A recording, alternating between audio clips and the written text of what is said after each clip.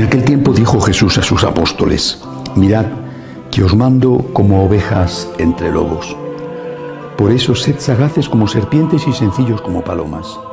Pero no os fiéis de la gente, porque os entregarán a los tribunales, os azotarán en las sinagogas y os harán comparecer ante gobernadores y reyes por mi causa. Así daréis testimonio ante ellos y ante los gentiles. Cuando os arresten, no os preocupéis de lo que vais a decir o de cómo lo diréis.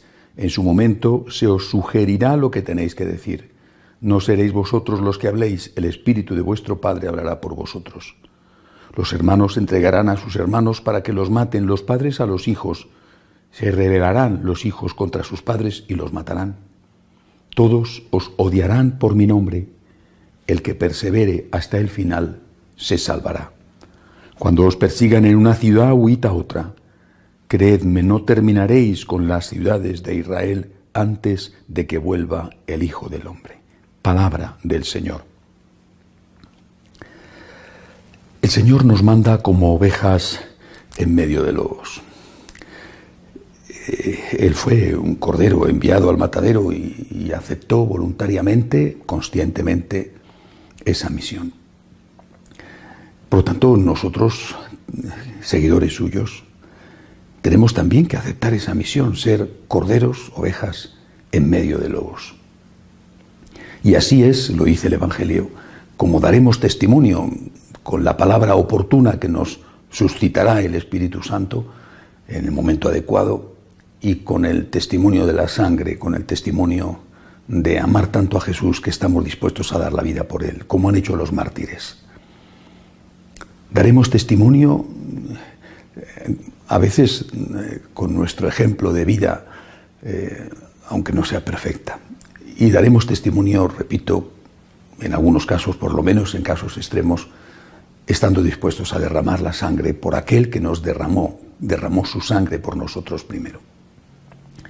Pero este aviso, esta invitación incluso al martirio, esta invitación a ser ovejas en medio de lobos y a no convertirnos en lobos, en tiburones entre tiburones, a no perder la inocencia, a no perder la bondad, a no responder al odio con odio, al mal con mal, no está reñida con la sagacidad. Tenemos que seguir siendo ovejas. Es nuestra única salida. Si nos convertimos en lobos, es decir, si usamos el mal contra el mal, entonces no somos muy diferentes de aquellos que nos persiguen. Si caemos en la trampa de querer vencer el mal a fuerza de mal, en lugar de vencer el mal a fuerza de bien, entonces nos convertimos justo en aquello que estamos rechazando. El mal solo se puede vencer a fuerza de bien, como hizo Cristo, aunque eso suponga, repito, dar la vida.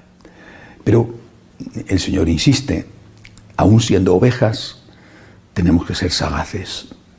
Tenemos que ser sagaces, que no malvados, que son cosas distintas. No malvados, pero sí sagaces, astutos. Es decir, personas que no se meten en los líos si pueden evitarlos. No se meten en problemas si pueden evitarlos. Si no pueden evitarlos, en la vida hay que saber poner el pecho a las balas.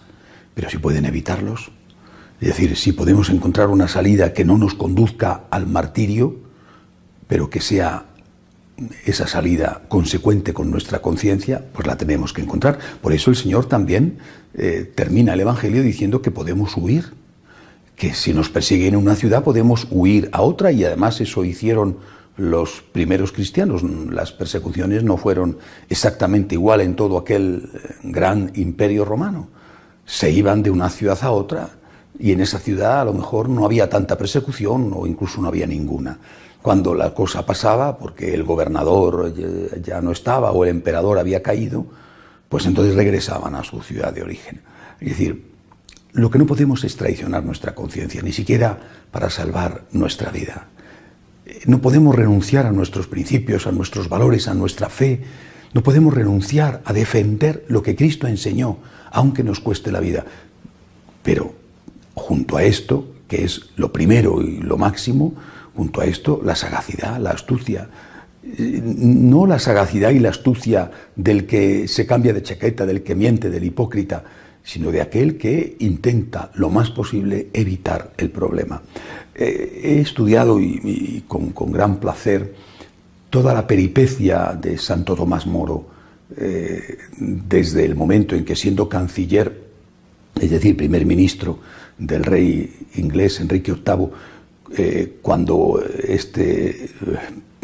pide al Papa la anulación de su matrimonio con Catalina de Aragón para casarse con Ana Bolena, y el Papa se lo niega, y entonces él se casa con Ana Bolena y rompe con la Iglesia Católica y funda la Iglesia Anglicana. Y la peripecia desde ese momento hasta que Santo Tomás Moro es decapitado en la Torre de Londres. No hay en Santo Tomás Moro desde el primer momento un intento de que le corten la cabeza. Él lucha por ser fiel a su conciencia y a su rey. Lucha por no tener que tomar decisiones que le conduzcan al patíbulo por su bien y por el bien de su familia, porque aquella decisión suponía la expropiación de todos sus bienes. Al final no le queda más remedio y entonces elige su conciencia. Pero no es un provocador. Y eso es lo que la Iglesia nos enseña. No tienes que convertirte en un provocador. Pero si llega la hora, tienes que ser suficientemente valiente y contar con la fuerza de Dios para testimoniar a Cristo y para dar la vida. Si puedes evitarlo, evítalo. Huye a otra ciudad, dice Jesús. Pero si no puedes evitarlo, entonces sé fiel al amor que Dios te ha tenido. A ese amor que es el más grande que nunca nadie te tendrá. Pidámosle a Dios en el momento de la prueba la fuerza necesaria para ser fieles a su amor. De pie, por favor.